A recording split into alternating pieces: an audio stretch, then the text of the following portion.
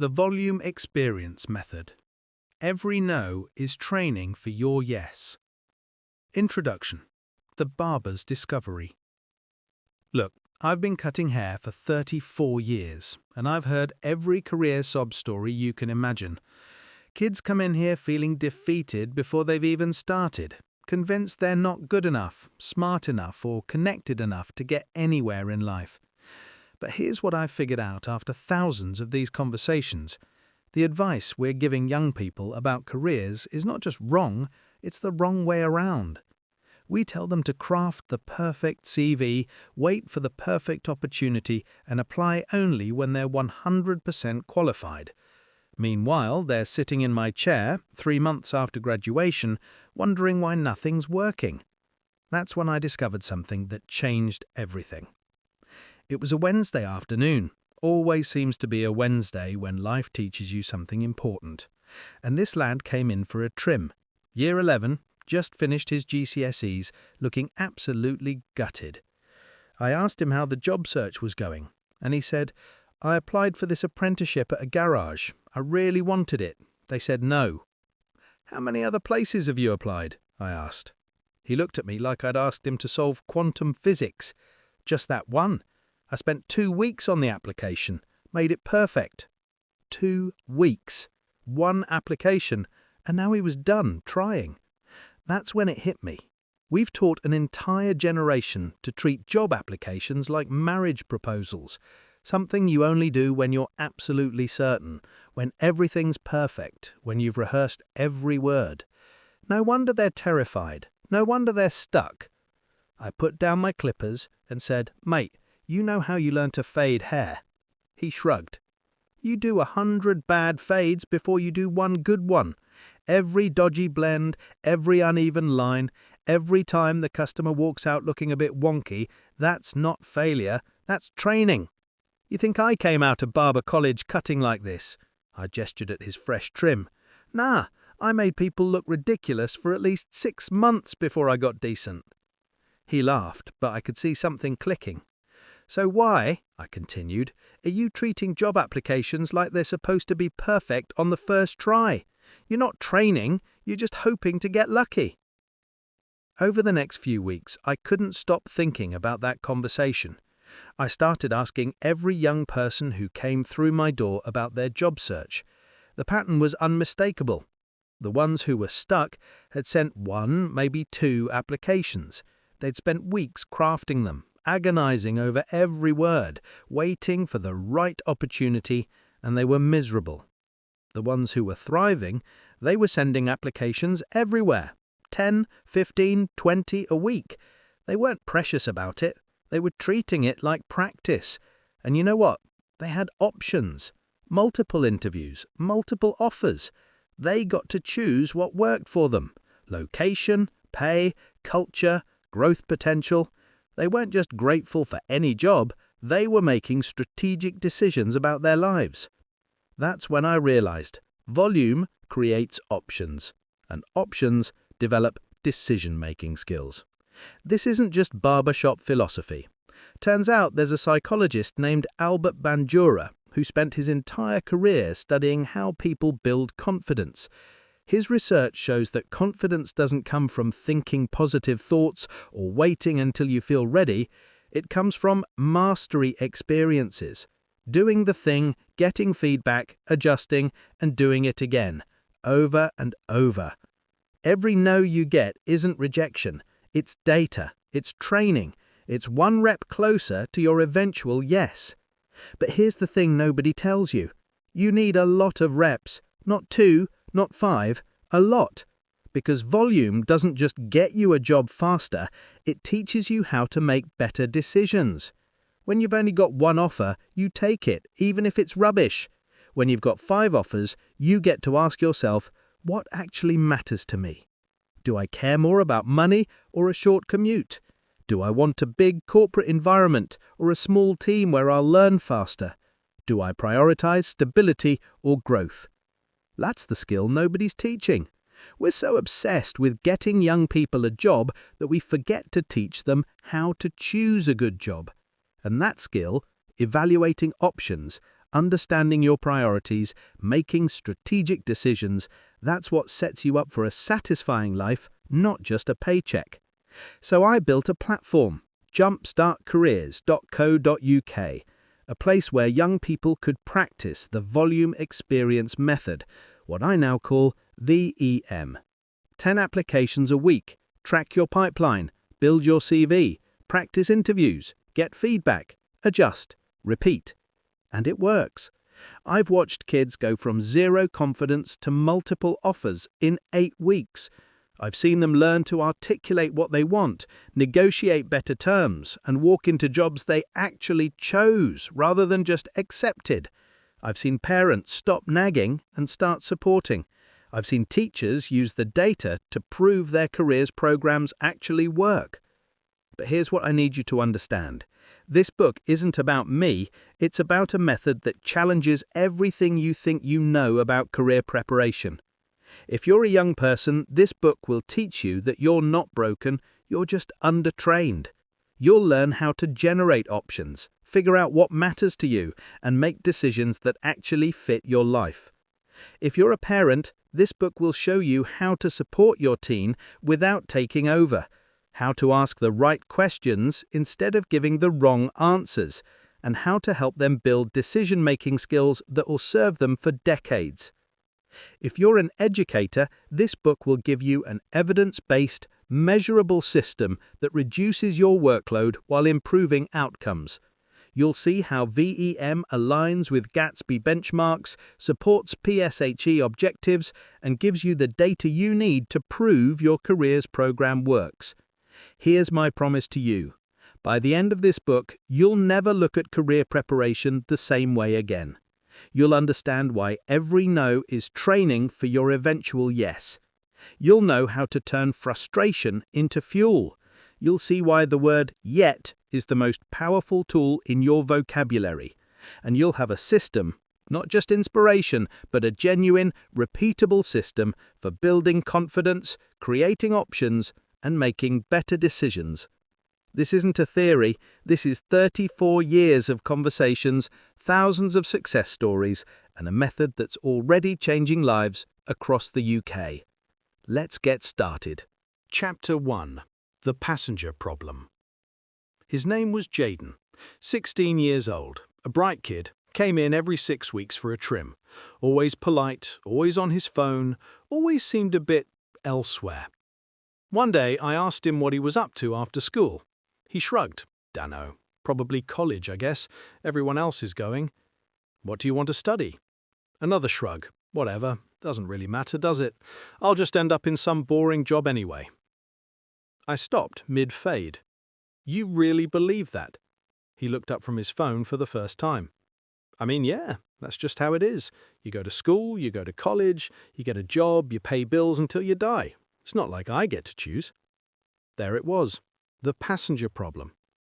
Jaden wasn't depressed, he wasn't lazy, he wasn't even particularly pessimistic.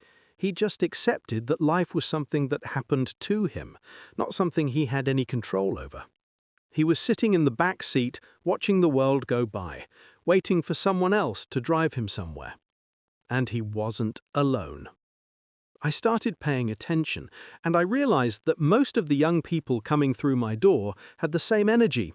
Passive, resigned, going through the motions because that's what you're supposed to do, not because they'd chosen it. They'd talk about their future the way you talk about the weather, something external, unpredictable, mostly out of your hands. If I get into uni, if someone hires me, if I'm lucky. No agency, no ownership, just waiting. And here's the thing that really got me. They weren't wrong to feel that way. The system had trained them to be passengers. Think about it. From the time they're 5 years old, we tell kids where to sit, what to learn, when to eat, when to speak, when to be quiet. We test them on things they didn't choose to study. We rank them against each other. We tell them their future depends on grades they earn in subjects they might not care about. Then, at 16, we suddenly expect them to become self-directed, motivated, strategic decision-makers. We hand them a careers questionnaire and say, "Right, what do you want to do with your life?" Is it any wonder they shrug? But here's the thing that really got me. They weren't wrong to feel that way. The system had trained them to be passengers. But here's what I've learned after 34 years of watching this pattern. People don't stay passengers forever. Eventually, something shifts. Something pisses them off enough that they decide to grab the wheel. I call it the P.O.P algorithm. And yeah, it stands for exactly what you think it does. Pissed off passenger. Every driver was once a pissed off passenger. You don't try anything new until you're really, truly fed up with your present state. Not mildly annoyed, not vaguely dissatisfied, pissed off. That moment when you've had enough, when the frustration outweighs the fear, when staying where you are becomes more painful than the risk of trying something different.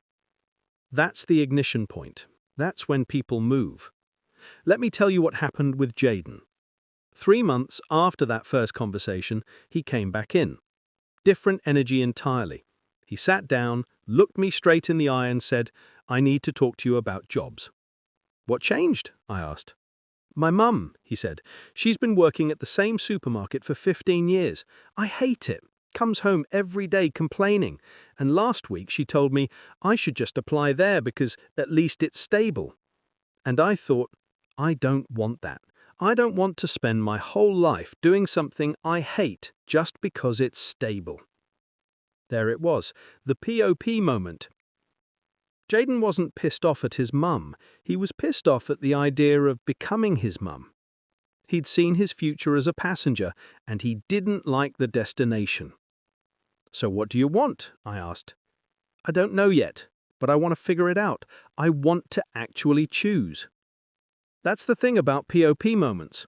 They don't give you all the answers. They just give you the energy to start looking. Over the next few weeks, Jaden and I worked through what I now call the VEM system. He started sending applications, not one perfect application, but 10 a week. Retail, hospitality, admin, anything that sounded remotely interesting. He wasn't trying to find the perfect job, he was trying to create options. And here's what happened. He got rejected. Lots of them. But he also got responses, interview invitations, offers. By week 6, he had 3 offers on the table. 3. And for the first time in his life, he got to ask himself, what do I actually want? One job paid more but had a 90-minute commute. One was closer but felt a bit corporate and cold when he visited. One paid the least but had a small, friendly team and offered training he was actually interested in. He picked the third one, not because it was the best job objectively, but because it fit his priorities. He'd moved from passenger to driver. 6 months later, he came back in for a trim, and I asked how the job was going. "I love it," he said. "And you know what's weird? 2 of my friends took the supermarket job my mum suggested. They're already miserable, but they act like that's just how jobs are. And I'm like, no, you just didn't give yourself any options." That's the passenger problem in a nutshell. When you don't create options, you don't get to choose. And when you don't get to choose, you end up wherever life drops you. But here's the good news. You can get out of the passenger seat anytime you want. You don't need permission, you don't need perfect grades or a flawless CV or connections in high places. You just need to get pissed off enough to try. What this means for you. If you're reading this and thinking, yeah, I'm definitely a passenger right now, that's okay. Most people are. The question is, are you pissed off enough to do something about it? Here's how you know you're ready for a P.O.P moment. You're tired of watching other people get opportunities while you wait for yours. You're frustrated that you're doing what you're supposed to do, but it's not working. You're scared of ending up in a life you didn't choose. You're starting to realize that nobody's coming to rescue you, you have to rescue yourself. If any of that resonates, good. Use it.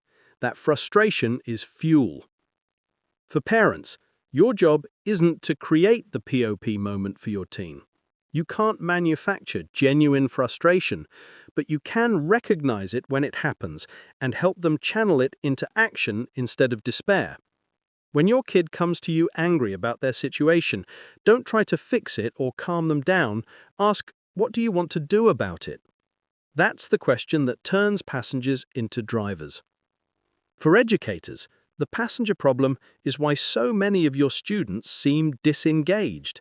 They've been told what to do for so long that they've stopped believing they have any control. Your job is to create opportunities for them to make real choices. Not fake choices like pick a topic for your essay, but real ones like here are 5 potential paths. Which one do you want to explore? When students experience genuine agency, even in small ways, they start to wake up.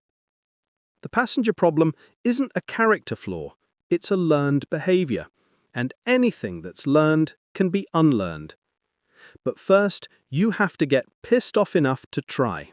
Chapter 2. The Yet Revolution. I didn't invent the word yet, but I did figure out what it really means. It started with a lad named Connor, 17, just finished college, looking for work. He came in one day and said, "I can't do interviews." Not, "I'm not good at interviews," not, "I struggle with interviews." He said, "I can't do interviews." I asked him how much he'd done. 2, he said. "Both disasters. I just froze up. I'm not an interview person." 2. He'd done 2 interviews, decided he was fundamentally incapable, and was ready to write off his entire future based on that. I put down my scissors and said, "You can't do interviews yet." He looked at me like I'd just told him the earth was flat. "What's the difference?" he asked. "Massive difference," I said.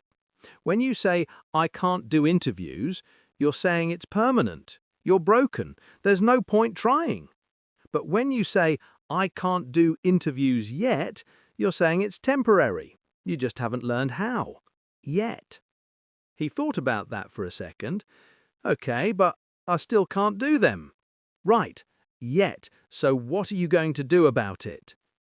That question, "What are you going to do about it?" is the whole point of yet. It's not just a word you tack on to the end of a sentence to feel better.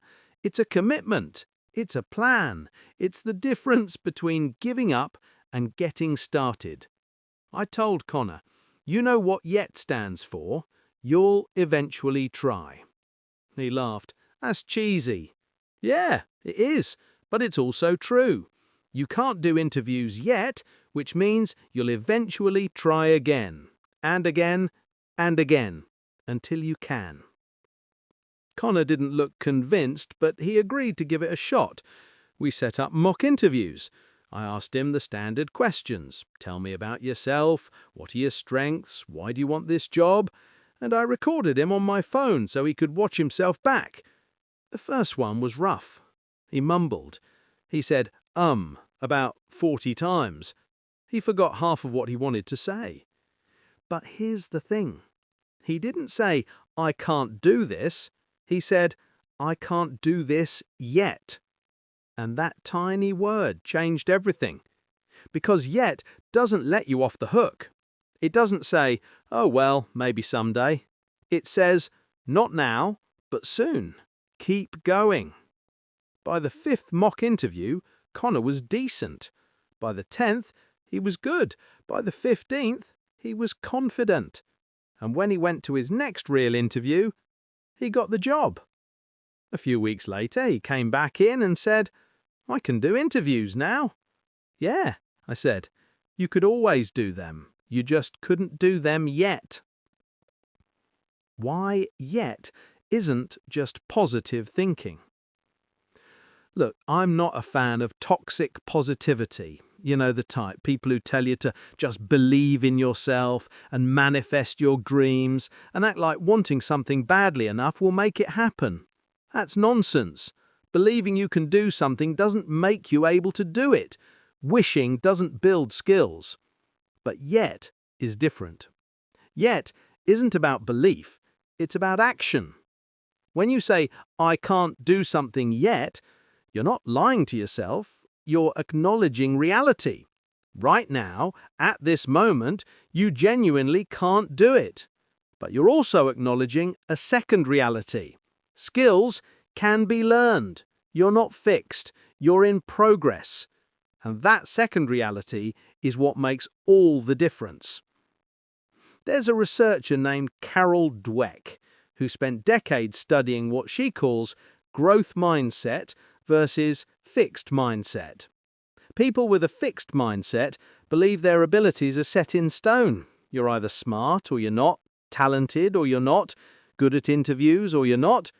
People with a growth mindset believe abilities can be developed through effort and practice. Guess which group does better in life? Dweck's research shows that people with a growth mindset take on harder challenges, persist longer when things get tough, and ultimately achieve more, not because they're more talented, but because they believe effort matters. Yet is the language of growth mindset. It's the word that turns I can't into I'm learning. But here's where I think Dweck's research misses something important. Growth mindset without action is just wishful thinking. You can believe you'll eventually learn to do interviews, but if you never practice, you won't. You can believe you'll eventually get a job, but if you never apply, you won't. That's why I say YET stands for you'll eventually try. It's not enough to believe you can grow, you have to actually do the work. The YET transformation in action. Once I figured out the power of YET, I started using it with every young person who came through my door, and I started noticing patterns. The kids who said, I can't, without YET, stayed stuck. They'd come in month after month with the same problems, the same complaints, the same lack of progress. They blamed the system, the economy, bad luck, other people. And yes, sometimes those things were real factors, but mostly they were stuck because they decided they couldn't move. The kids who added YET to their vocabulary, they moved fast. I can't write a good CV yet became I wrote a decent CV and got 3 interview requests. I don't have any experience yet became I volunteered for 2 weeks and now I've got something to talk about. I don't know what I want yet became I tried 3 different things and figured out I actually like working with people. It wasn't magic, it was just a shift in language that led to a shift in behavior. Here's a real example. A boy named Aaron came in and said, I can't get a job because I don't have experience, but I can't get experience because no one will hire me. Classic catch-22. And he was right, it is harder to get your first job when you've got nothing on your CV. But I asked him, can you get experience yet? He paused. What do you mean? I mean, right now, today, you don't have formal work experience, but could you get some? Could you volunteer somewhere? Could you help out at a local shop on weekends? Could you do a week's work experience through school? I guess so, but that's not a real job. No, I agreed, but it's an experience, and experience is what you need to get a real job. So right now, you can't get hired yet, but you can get experience. And once you've got experience, you can get hired. He thought about it. Then he said, okay, I'll try. 2 weeks later, he came back and told me he'd signed up to volunteer at a charity shop on Saturdays. A month after that, he'd updated his CV with his new experience. 2 months after that, he had a part-time job at a cafe. I can't believe that actually worked, he said. It worked because you added YET, and then you did something about it. What this means for you. If you want to use YET effectively, here's how you do it. Step 1. Identify your I can't statements. What are you telling yourself you can't do? Write them down. Be honest. Step 2. Add yet to every single one. Don't skip this step. Physically say the word out loud or write it down. I can't do interviews yet. I don't have experience yet. I don't know what I want yet. Step 3. Ask yourself, what's one small thing I could try this week? Not a massive life-changing action, just one small thing. One application, one conversation, one Google search, one volunteer shift. Step 4. Do it. This is the part where most people get stuck. They add yet, they feel a bit better, and then they don't actually do anything. Don't be that person. Yet without action is just procrastination with better grammar. For parents, when your teen says, I can't, resist the urge to immediately reassure them or solve the problem. Instead, ask, can you do it yet? And then, what's one small thing you could try? Your job is to help them see the gap between not now and eventually as a space they can fill with effort, not a permanent wall. For educators, yet is one of the most powerful words you can teach. But don't just tell students to say it, build it into your feedback. Instead of, this essay isn't good enough, try, this essay isn't good enough yet. Here's what to work on. Instead of, you're not ready for that, try, you're not ready yet. Here's how to get ready. Language shapes belief, and belief shapes behavior. Yet isn't a magic word, but it is a powerful one, because it takes the fixed, permanent feeling of I can't and turns it into the temporary, solvable, actionable reality of I'm learning. And learning is something anyone can do. Chapter 3. Why Traditional Career Advice Fails. Let me tell you about the worst piece of career advice I ever heard. A lad came into the shop, maybe 18, looking stressed. I asked him what was up, and he said, I've been working on my CV for 3 weeks and it's still not good enough. 3 weeks on a CV for someone with no work experience. Who told you it needs to be perfect, I asked. Everyone, he said. My careers advisor said I only get one shot at a first impression, so I need to make sure it's flawless. My mum said employers get hundreds of applications, so mine has to stand out. My mate said if there's even one typo, they'll bin it immediately. So this kid had spent 3 weeks agonizing over a single piece of paper, terrified to send it anywhere because it might not be perfect. And in those 3 weeks, he'd applied to exactly 0 jobs. That's when I realized traditional career advice is designed to make you fail. Not intentionally, obviously. The people giving this advice mean well. They genuinely believe they're helping. But the advice itself, perfect your CV, only apply to jobs you're 100% qualified for, wait for the right opportunity, is fundamentally broken. Here's why. The quality over quantity myth. We've all heard it. It's better to send 1 great application than 10 mediocre ones. Sounds reasonable, right? Focus your energy. Make every application count. Show employers you really care. Except it's completely wrong. Here's what actually happens when you follow that advice. You spend days crafting the perfect CV. You research the company extensively. You write a tailored cover letter that references specific details from their website. You proofread 17 times. You ask 3 people to review it. You finally send it off feeling proud of the work you've done. And then, nothing. Maybe they don't respond at all. Maybe you get a generic rejection email 2 weeks later. Either way, you've just spent days on something that went nowhere. Now you're demoralized. You're questioning whether you're good enough. You're wondering if you should spend another week perfecting your CV before trying again. Meanwhile, the kid who sent 10 mediocre applications, they've got 3 interview requests. Because here's the truth nobody tells you. Employers don't reject you because your application isn't perfect. They reject you because they've got 50 other applicants and they can only interview 5. Your application could be flawless and you'd still get rejected.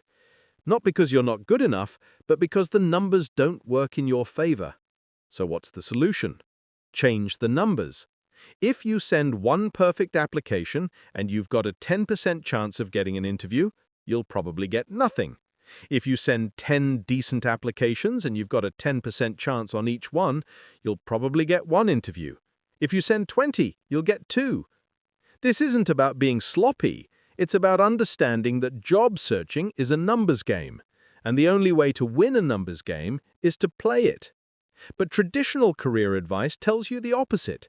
It tells you to spend all your time perfecting one application instead of sending many.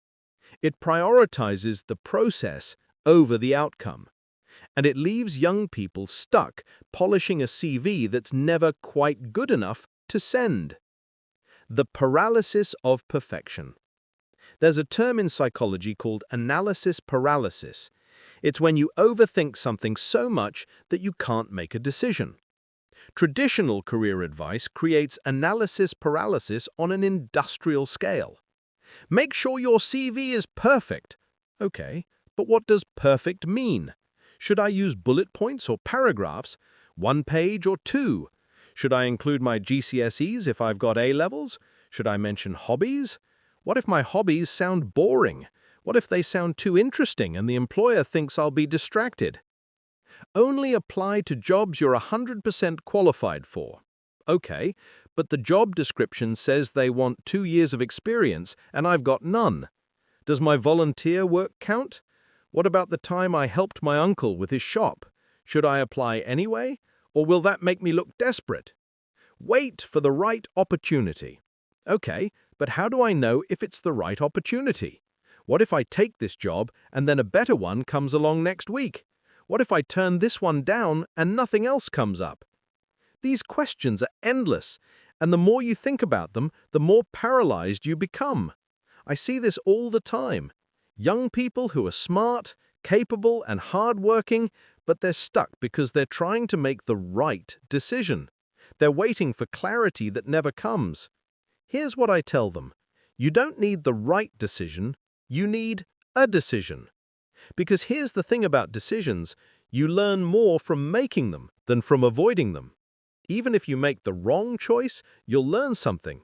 You'll learn what you don't like. You'll learn what matters to you. You'll learn how to evaluate your next choice better. But if you never make a choice because you're waiting for perfect information, you learn nothing. You just stay stuck. Traditional career advice tells you to wait until you're ready. But you'll never feel ready. Ready is a feeling you get after you've done the thing, not before. The academic versus real-world gap. Here's another problem with traditional career advice. It's written by people who haven't applied for an entry-level job in 20 years. I'm not saying careers advisors and teachers don't care. They absolutely do. But most of them got their jobs in a completely different economy, with completely different expectations, and they're giving advice based on what worked for them. And what worked for them doesn't work anymore. 20 years ago, you could walk into a shop, ask if they were hiring, and hand them a CV. Now, everything's online. You're not talking to a person, you're filling out a form that gets filtered by software before a human ever sees it. 20 years ago, staying in one job for your entire career was normal. Now, young people are expected to be flexible and adaptable, which is code for, you'll probably have 5 different jobs in your 20s, and that's fine. 20 years ago, a degree was a golden ticket. Now, half of graduates are in jobs that don't require a degree, and they're competing with people who've got 3 years of work experience instead of 3 years of student debt. The world has changed, but the advice hasn't. I see this gap every day. A careers advisor tells a kid, just show up in person and introduce yourself. It shows initiative. The kid does that, and the manager says, we don't accept walk-ins, apply online. A teacher tells a kid, get a degree and you'll be fine. The kid gets a degree, graduates with £40,000 in debt, and can't find a job because every entry-level position wants 2 years of experience. A parent tells a kid, just work hard and you'll get ahead. The kid works hard, gets good grades, does everything right, and still ends up competing with 100 other people for the same job. It's not that the advice is malicious, it's just outdated. And outdated advice is worse than no advice because it makes you feel like you're doing the right thing when you're actually wasting your time. What the statistics actually tell us. Let's talk numbers for a second, because this is where traditional career advice really falls apart. In the UK, youth unemployment sits at around 14.2%. That's nearly 1 in 7 young people who want to work but can't find a job. And that's just the official number. It doesn't include people who've given up looking, or people who are underemployed, working part-time when they want full-time. Surveys show that 62% of young people find job hunting difficult. Not just annoying or time-consuming, difficult. As in they don't know how to do it effectively. And here's the kicker. The average job posting gets 118 applications. 118 for every single job. So when traditional career advice tells you to make your application stand out, what they're really saying is, be better than 117 other people. How are you supposed to do that when you're 16 with no experience? You can't. Not with one perfect application. But you know what you can do? You can apply to 10 jobs, 20 jobs, 50 jobs. You can play the numbers game. You can get good at applications by doing a lot of them. You can learn what works and what doesn't through trial and error. And here's the thing, the kids who do that, they're the ones who get jobs. I've got data from my platform Jumpstart-Careers.co.uk that proves it. Students who send fewer than 5 applications a month have about a 12% chance of getting an interview. Students who send 10 or more applications a week, their interview rate jumps to over 40%. It's not because they're better candidates, it's because they're giving themselves more chances.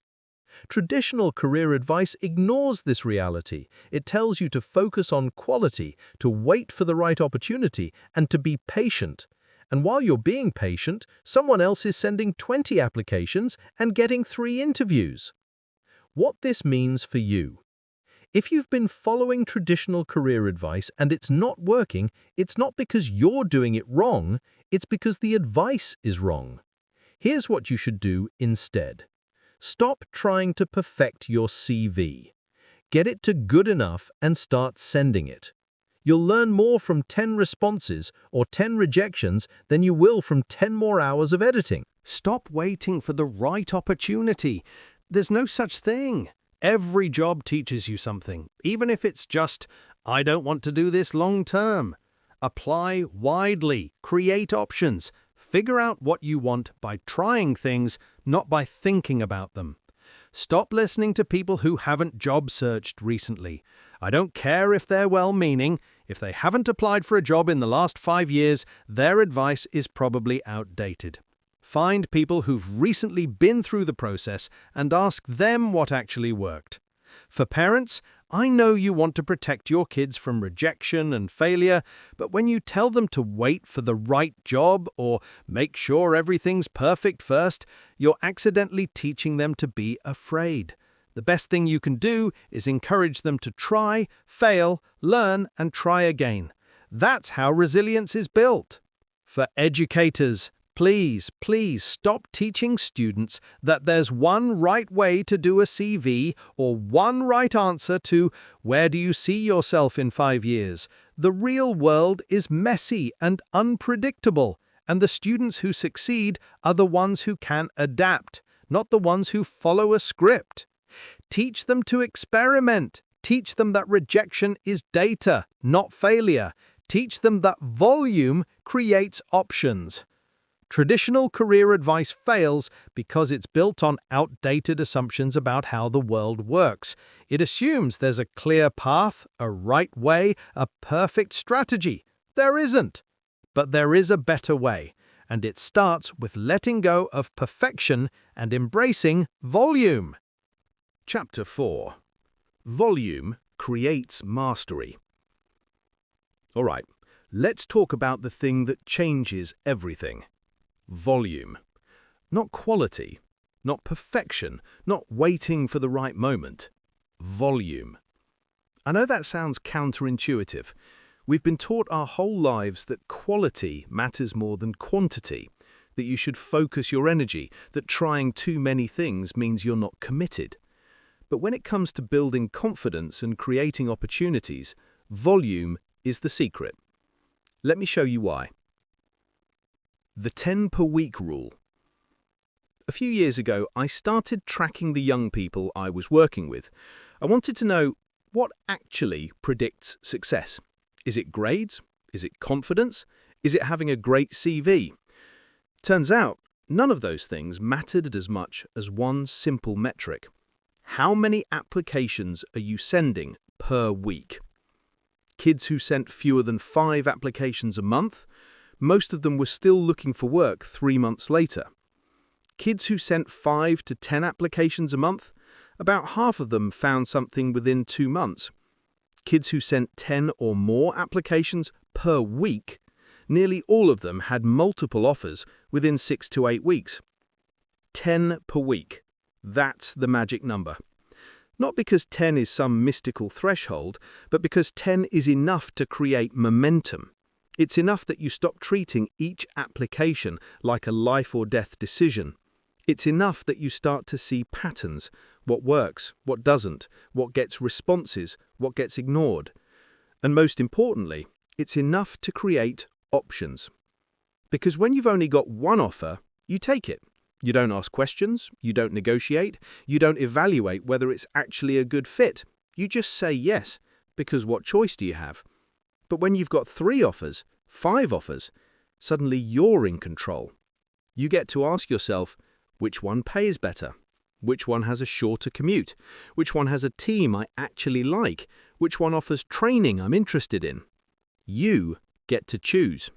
And that ability to choose, that's what builds confidence. That's what teaches you decision-making skills. That's what sets you up for long-term success. How volume builds confidence. There's a psychologist named Albert Bandura who spent his career studying something called self-efficacy. Basically, your belief in your ability to succeed at something. Bandura found that self-efficacy comes from 4 sources. Mastery experiences, actually doing the thing and succeeding. Vicarious experiences, watching someone else do it and thinking, if they can, I can. Verbal persuasion, someone you trust telling you that you can do it. And managing your emotional state, learning to calm your nerves and stay focused. Of those 4, mastery experiences are by far the most powerful. Nothing builds confidence like actually doing the thing. But here's the catch. You can't have a mastery experience if you never try. And you can't build real confidence from one success, because one success could be luck. You need repeated success. You need to do the thing over and over, see that it works, and internalize the belief that you're capable. That's what volume does. When you send one application and get rejected, it feels personal. You think, I'm not good enough. When you send 10 applications and get rejected from 9, it feels like math. You think, okay, my hit rate is about 10%. I need to send more. When you send 50 applications and get 5 interviews, you start to see the pattern. You realize that rejection isn't about you, it's about fit, timing, and numbers. And you start to feel confident because you know that if you keep going, you'll get results. That's mastery, not from being perfect, but from doing the reps. The decision-making development strategy. But volume isn't just about getting a job, it's about learning to choose a good job. This is the part that most career advice completely misses. Everyone's so focused on helping young people get hired that they forget to teach them how to evaluate opportunities. And that's a massive problem, because the ability to make good decisions about jobs, about education, about life is one of the most important skills you can have. Here's how volume teaches decision-making. Stage 1, Volume creates options. You send 10 applications a week, you get responses, you get interviews, you get offers. Suddenly you're not desperate, you're evaluating. Stage 2, options force you to clarify your priorities. When you've only got one offer, you don't have to think about what matters to you. But when you've got 3 offers, you have to ask, which one pays better, which one has a shorter commute, which one has a team I actually like, which one offers training I'm interested in. You get to choose. And that ability to choose, that's what builds confidence. That's what teaches you decision-making skills. That's what sets you up for long-term success. Stage 3, priorities guide your choices.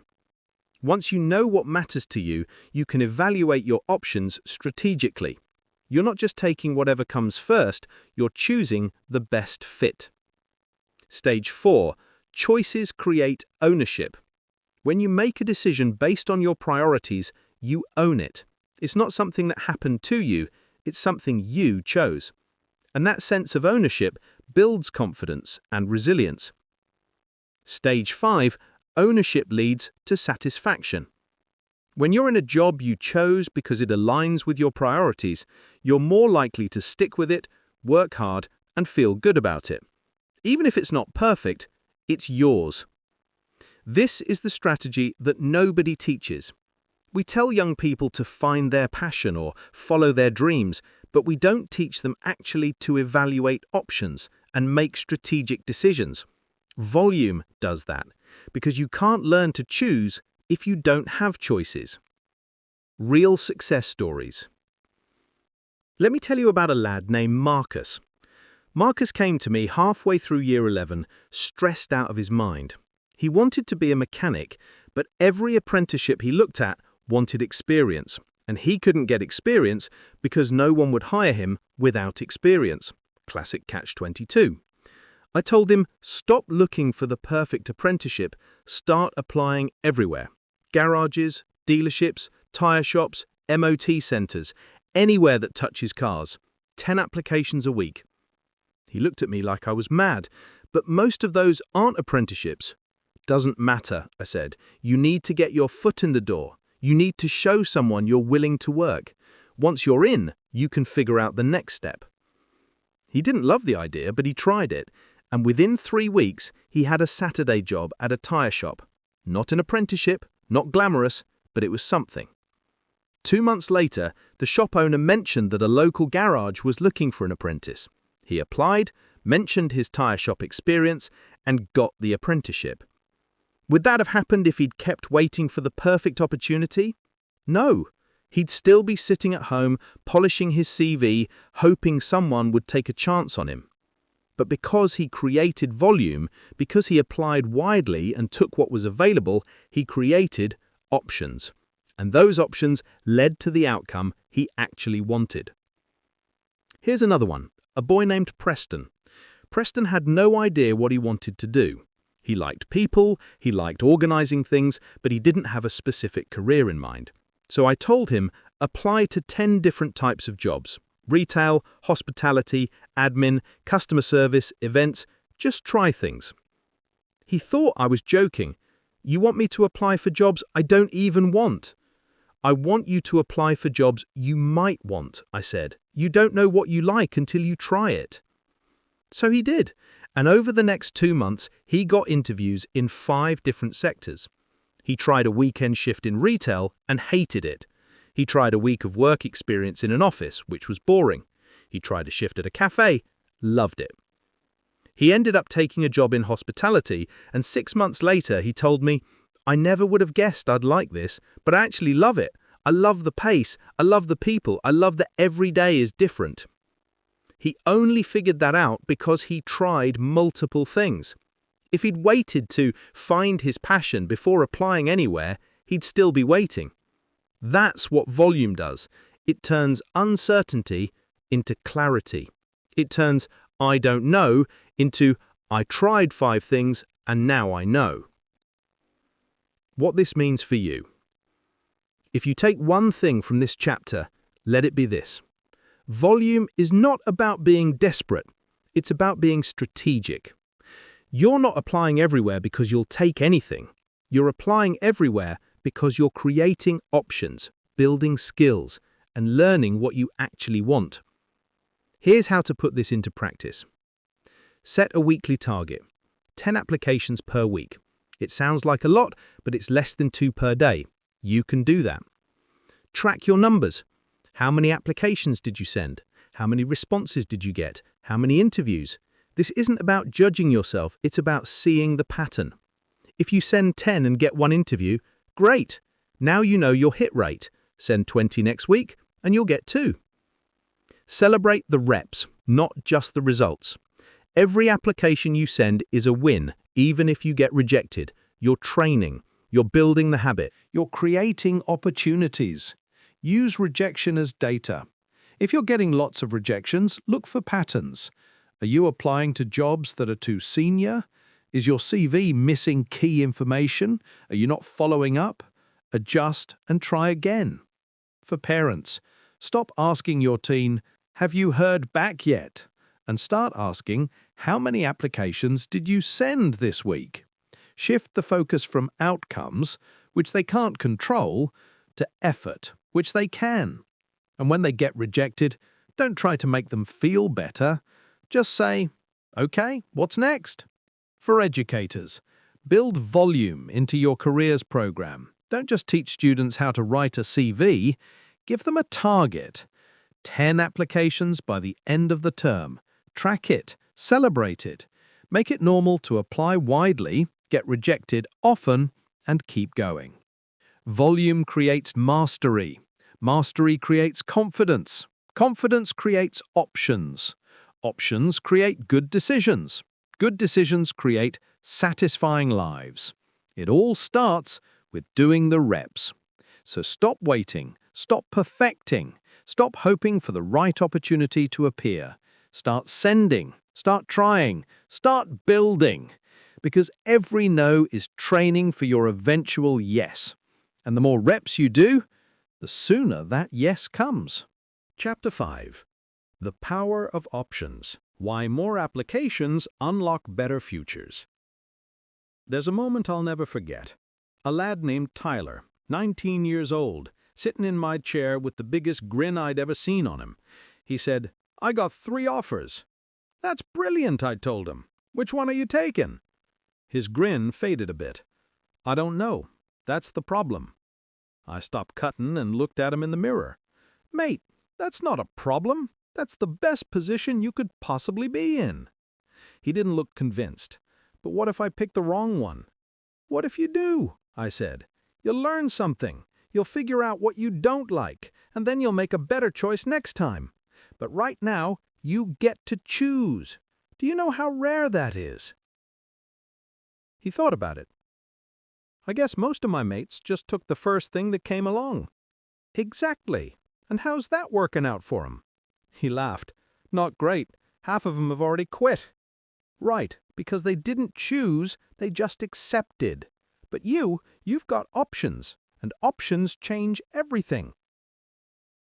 That conversation stuck with me, because it highlighted something most people don't understand. Having options isn't just about getting a job. It's about learning who you are and what you want. When you've only got one offer, you can't learn anything about yourself. You just take it and hope for the best. But when you've got multiple offers, you're forced to ask real questions. What matters to me? What am I willing to compromise on? What's non-negotiable? Those questions and the answers you discover are what set you up for a satisfying life. Why options matter more than you think. Let me tell you what happened with Tyler. He had 3 offers on the table. Job 1, a warehouse position. £10.50 an hour, full-time, 20-minute commute. Straightforward work, decent pay, but pretty repetitive. Job 2, a retail job in town. £9.80 an hour, part-time with potential for full-time, 45-minute commute by bus. More customer interaction, more varied work, but less money and longer travel. Job 3, an admin role at a small logistics company. £9.50 an hour, full-time, 30-minute commute. Office environment, potential for training and progression, but the lowest starting pay. If Tyler had only received one of those offers, he'd have taken it without thinking. But because he had all three, he had to actually think about what mattered to him. So I asked him, "What do you care about most right now? Money, location, the type of work, growth potential?" He thought about it for a minute. "Honestly, I want to learn something. I don't want to be stuck doing the same thing forever." "Okay," I said. "So which job gives you the best chance to learn?" He looked at the offers again. "Probably the admin one. They mentioned training, and it's a small company, so I'd probably get to do different things." "And you're okay with paying the least?" He nodded. "Yeah, I still live at home. I don't need loads of money right now. I'd rather invest in learning stuff that'll help me later." That's the power of options. Tyler didn't just pick a job. He made a strategic decision based on his priorities, and because he chose it deliberately, he owned it. 6 months later, he was still there, learning logistics software, getting involved in different parts of the business, and genuinely enjoying it. Meanwhile, his mate who took the first warehouse job that came along quit after 2 months because he was bored out of his mind. Same starting point, different outcomes. The difference, Tyler had options and his mate didn't. The VEM Options Matrix. Here's how I teach young people to think about options. I call it the VEM Options Matrix, and it's dead simple. You take every offer you've got, or even every opportunity you're seriously considering, and you rate it on 4 factors. Pay. How much does it pay? Is that enough for your needs right now? Location. How far is it? How easy is the commute? Does that fit your life? Growth.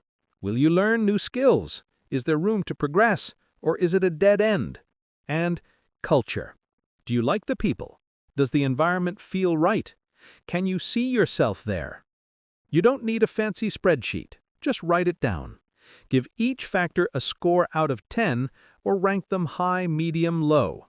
The point isn't to find the perfect job. There's no such thing. The point is to see your options clearly and figure out what trade-offs you're willing to make. Let me show you how this works with a real example. A girl named Leah had 2 offers. One was a cafe job paying £9.20 an hour, 10-minute walk from her house, friendly team, but no real progression. The other was a receptionist role paying £10 an hour, 40-minute commute, more formal environment, but with potential to move into office management. She was torn. The cafe felt comfortable and easy. The receptionist role felt like more of a risk. So we mapped it out. Cafe job. Pay. 6 out of 10. Decent, but not great. Location. 10 out of 10. Walking distance. Growth. 3 out of 10. Probably staying a barista. Culture. 9 out of 10. Loved the team. Receptionist job. Pay. 7 out of 10. Better, but not life-changing. Location. 5 out of 10. Long commute. Growth. 9 out of 10. Clear progression path. Culture.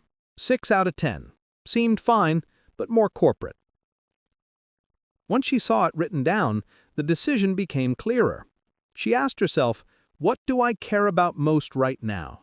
And she realized she was tired of jobs that went nowhere. She wanted to build towards something. So even though the cafe felt safer, she took the receptionist role. 3 months later, she told me, I'm so glad I didn't take the easy option. The commute sucks, but I'm learning so much.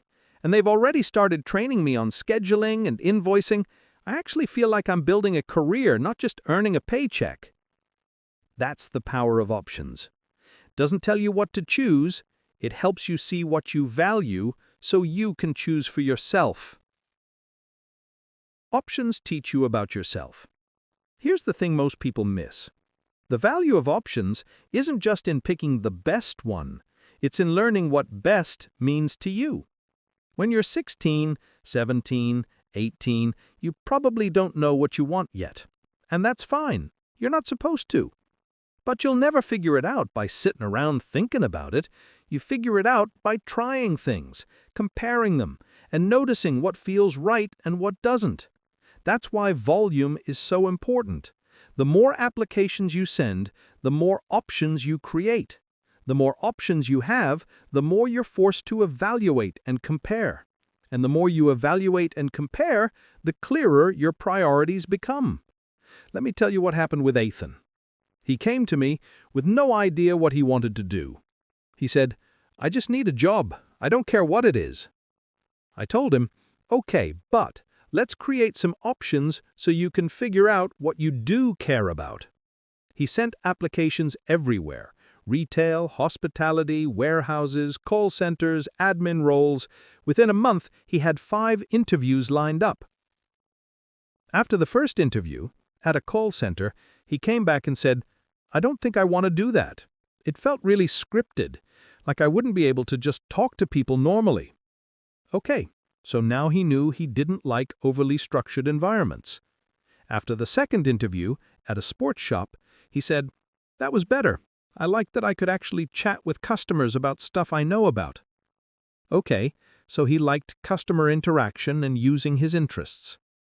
After the third interview, at a warehouse, he said, "That felt too isolated. I don't want to just be moving boxes all day with no one to talk to." Okay, so he valued social interaction. By the time he'd done all 5 interviews, he had a pretty clear picture. He wanted a job where he could talk to people, use his interests, and not feel like a robot following a script. He ended up taking a job at a bike shop. Not the highest paying offer, but the best fit for what he'd learned about himself.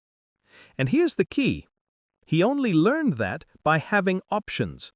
If he'd just taken the first job that came along, he might have ended up in that call center, hating every minute, thinking, "I guess I'm just not a work person." But he's not a work person. He just needed to find work that fit him.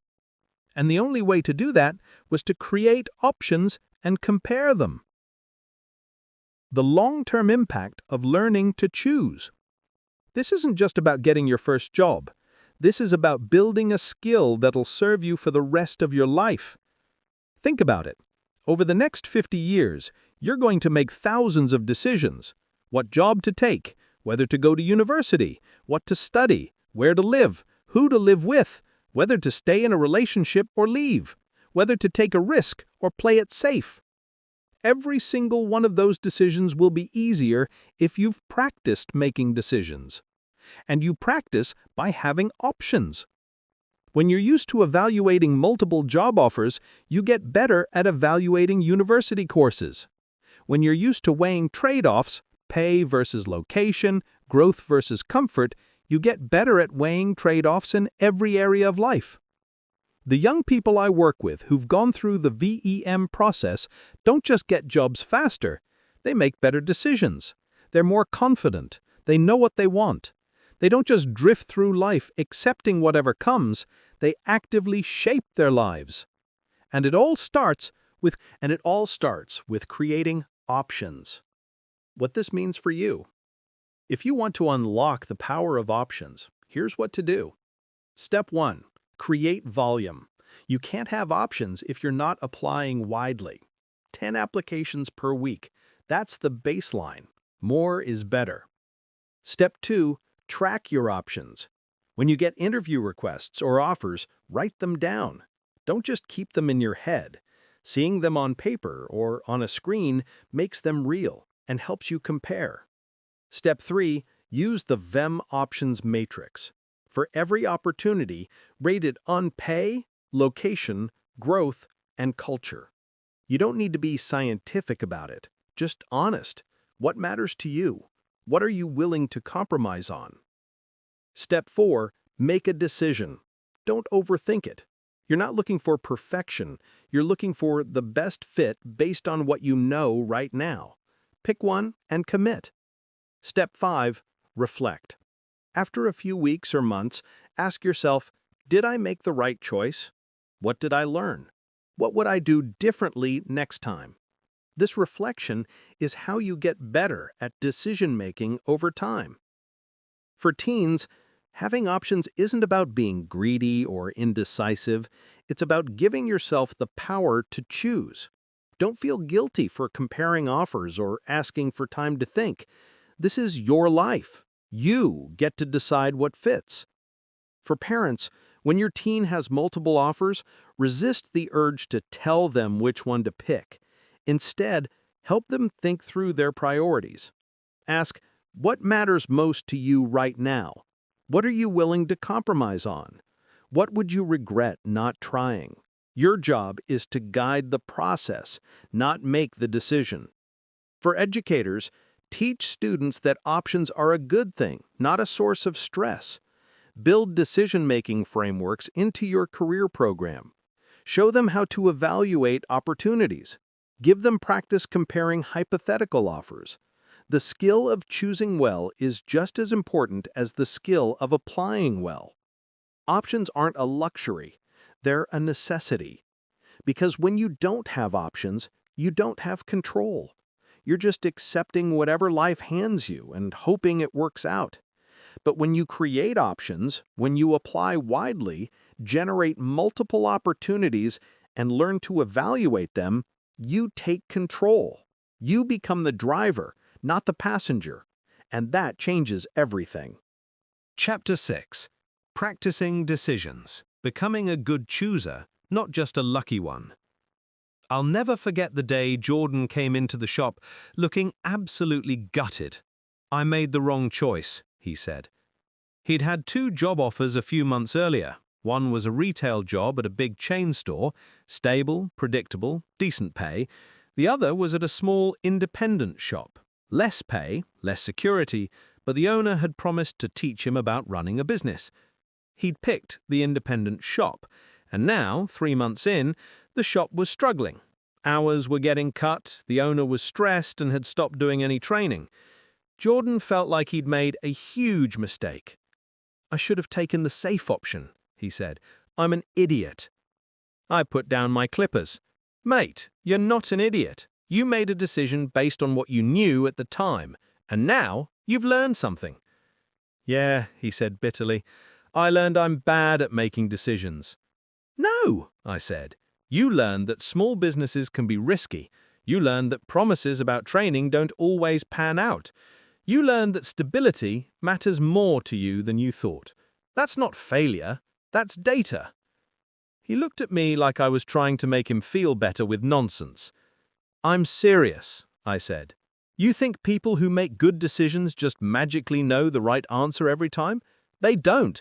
They've just practiced making decisions, learning from them, and getting better over time. You're not bad at decisions, you're just early in the process." That conversation changed how I think about decision-making. Because here's the truth. Nobody is naturally good at making decisions. It's a skill you build through practice.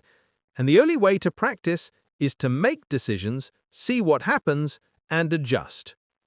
The myth of the right decision.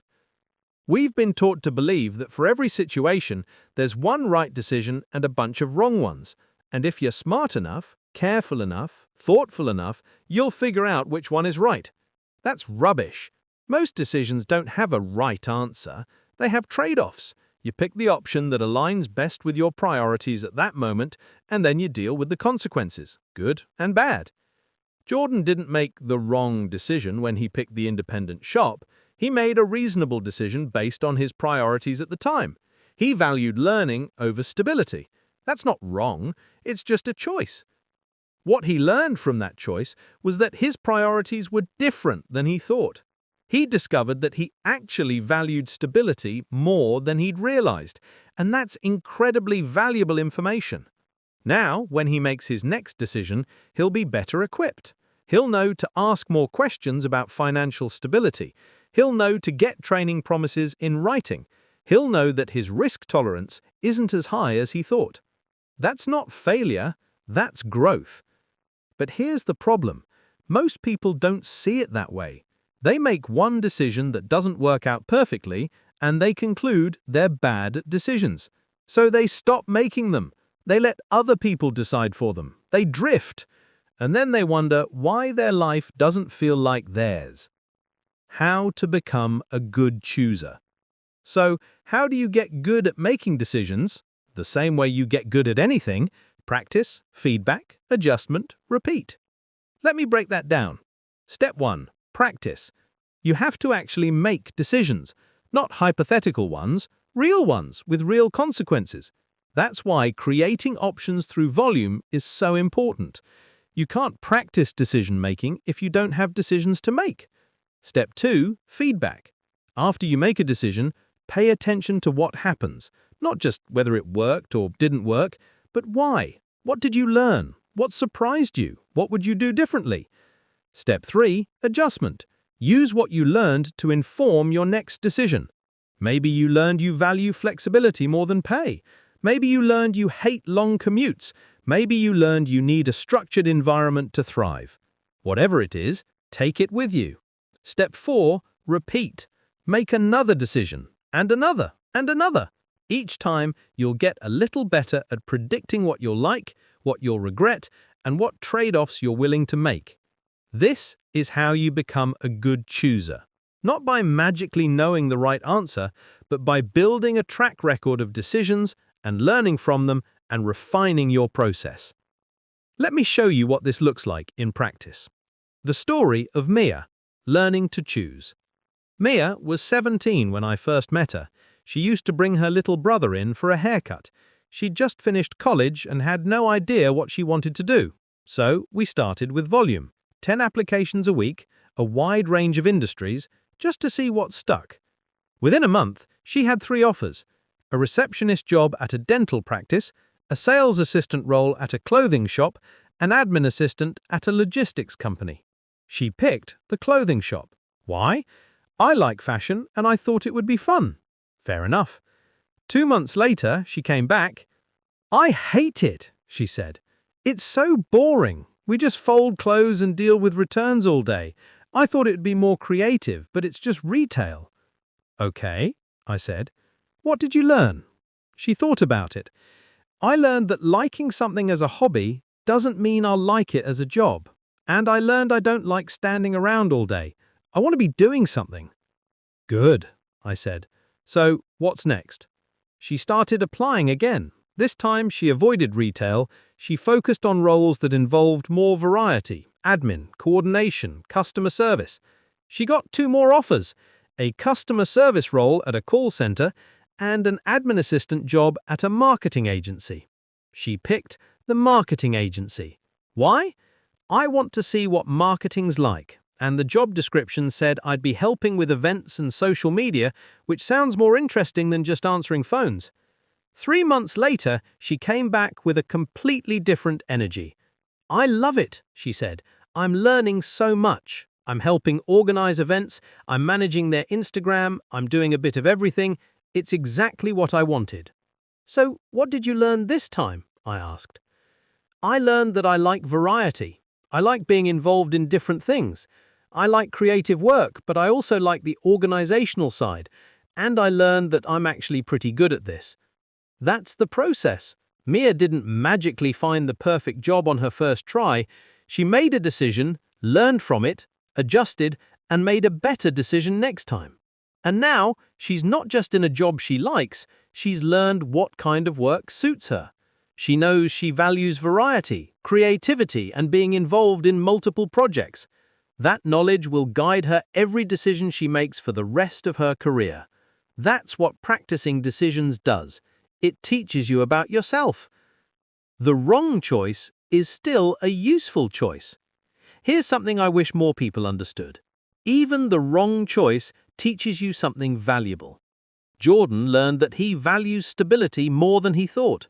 Mia learned that liking fashion doesn't mean she'll like working in a clothing shop.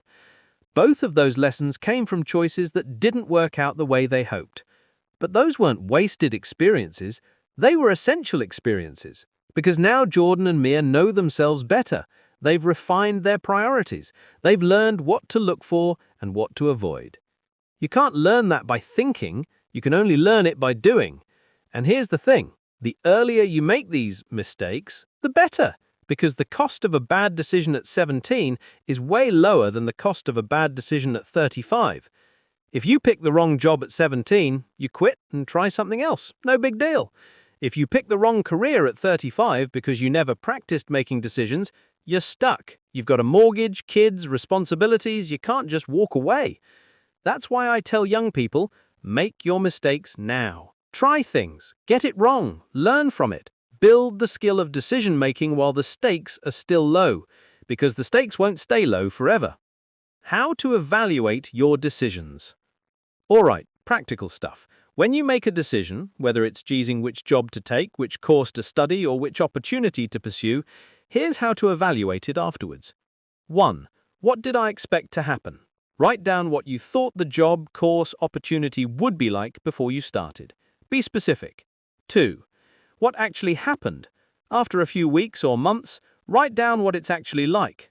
Where did reality match your expectations? Where did it differ? 3. What did I learn about the opportunity? What surprised you? What was better than expected? What was worse? 4. What did I learn about myself? What did this experience teach you about your preferences, priorities, strengths, and weaknesses? 5. What will I do differently next time? Based on what you learned, how will you approach your next decision? What questions will you ask? What factors will you prioritize? This reflection process is how you turn experience into wisdom. Without it, you're just bouncing from one thing to the next without learning anything. With it, every decision, good or bad, makes you better at the next one. What this means for you. If you want to become a good chooser, here's what to do. For teens, stop waiting for the perfect decision. There isn't one. Make a choice based on what you know now, commit to it, and see what happens. If it works out, great. If it doesn't, you've learned something. Either way, you're building the skill. Keep a decision journal. Every time you make a significant choice, write down why you made it and what you expected. Then, a few months later, write down what actually happened and what you learned. Over time, you'll see patterns in your preferences and priorities. Don't beat yourself up for wrong choices. Every choice teaches you something. The only real mistake is not learning from it. For parents, when your teen makes a decision that doesn't work out, resist the urge to say, "I told you so," or "You should have listened to me." Instead, ask, "What did you learn?" Help them extract the lesson, not the shame. Encourage your teen to make decisions while they're still living at home and the stakes are low. Let them try things, fail, and try again. That's how they build the skill. Model good decision-making yourself. Talk through your own choices out loud. Why you're considering different options, what trade-offs you're weighing, how you'll evaluate the outcome. Let them see that decision-making is a process, not a moment of inspiration. For educators, teach decision-making as a skill, not a personality trait. Show students the process. Create options, evaluate trade-offs, make a choice, reflect, adjust. Use real examples. Bring in recent graduates to talk about decisions they made, what worked, what didn't, and what they learned. Show students that wrong choices are part of the process. Build reflection into your careers program. After students do work experience or apply for jobs, have them write about what they learned, not just about the job, but about themselves. Becoming a good chooser isn't about always making the right decision. It's about making decisions, learning from them, and getting better over time. And the only way to do that is to practice. So stop overthinking. Stop waiting for certainty. Stop being afraid of getting it wrong. Make a choice. See what happens. Learn from it. Make another choice. That's how you build a life you actually want, one decision at a time. Chapter 7. Parent Partnership. Helping without taking the wheel. The mum sat down in the chair next to her son, pulled out her phone and said, "Right, let's go through your CV while Errol's cutting your hair." The lad, 16, maybe 17, looked mortified. I caught his eye in the mirror and gave him a sympathetic look. Then I turned to the mum and said, as gently as I could, "You know what? I bet he's got this. Why don't you let him tell me about his job search and you can just relax for a bit?" She looked at me like I'd suggested she'd jump out of a plane. "But he won't do it properly if I don't help." "Maybe," I said, "or maybe he'll surprise you." She reluctantly put her phone away, and I started chatting with a lad. Turns out he'd already sent 5 applications that week, had an interview lined up, and had a pretty clear idea of what he was looking for. His mum had no idea, because she'd been so busy trying to manage the process that she hadn't actually asked him what he was doing. After they left, I thought about that interaction for days, because I see it all the time. Parents who love their kids so much that they accidentally take over their lives. And I get it. I really do. You want your kid to succeed. You don't want them to struggle or make mistakes or miss opportunities. You've got experience they don't have, and you want to share it. But here's the hard truth. When you take the wheel, you rob them of the chance to learn how to drive. The support versus takeover line. There's a fine line between supporting your teen and taking over, and most parents don't realize when they've crossed it. Support looks like, how's the job search going? Do you want to talk through your options? I'm here if you need help. Takeover looks like, I've rewritten your CV for you. I've found 3 jobs you should apply for. Let me call them and ask why you didn't get the interview. The difference? Support empowers. Takeover disempowers. When you support your teen, you're giving them tools, encouragement, and a safety net. You're helping them build confidence and skills. When you take over, you're sending a message, I don't trust you to do this on your own. And even if that's not what you mean, that's what they hear. Let me tell you about a dad named Richard. His son Ben was 18 and looking for work. Richard was a successful manager at a logistics company, and he was convinced he knew exactly how Ben should approach the job search. He rewrote Ben's CV. He told Ben which jobs to apply for. He even called a few companies on Ben's behalf to put in a good word. And Ben? Ben stopped trying. He'd send an application here and there, but his heart wasn't in it. He'd go to interviews, but he seemed defeated before he even started. Richard came to me frustrated. I'm doing everything I can to help him, and he's not just putting in the effort.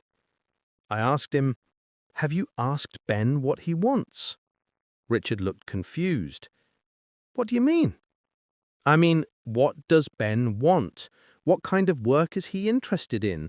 What are his priorities? Have you actually asked him, or have you just been telling him what to do? Richard went quiet. The next week, he came back. He said, I talked to Ben, really talked to him. Turns out he doesn't want to work in an office. He wants to do something hands-on, and he's been feeling like I don't think he's capable of figuring this out on his own. What did you say? I asked. He said, I told him I'm sorry. I told him I trust him, and I asked him how I can actually help instead of just taking over. 2 weeks later, Ben came in for a trim. Different energy entirely. He'd applied for apprenticeships in carpentry and plumbing, things he was actually interested in. He had an interview coming up. He was excited. What changed? I asked. He said, my dad backed off, and I realized I actually want to do this. I just didn't want to do it his way. That's the power of stepping back. When you give your teens space to own their process, they step up. Scripts for support, not takeover. All right, practical stuff. If you're a parent and you want to help without taking over, here are some phrases that work. Instead of, you need to apply for this job, try, I saw this job posting. Do you think it's something you'd be interested in? Instead of, your CV is wrong, let me fix it, try, would you like me to look over your CV and give you some feedback? Instead of, why haven't you heard back yet, I'm going to call them, try, I know waiting is hard, how are you feeling about it? Instead of, you should take the job with better pay, try, what matters most to you, pay, location, or growth potential? Instead of, you're not trying hard enough, try, What's one thing you could do this week to move forward? See the difference? The first set of phrases takes control. The second set invites collaboration. Your team doesn't need you to do it for them. They need you to believe they can do it. The story of Sarah, a mum who learned to let go. Sarah's daughter, Chloe, was 17 and struggling to find work. Sarah was worried.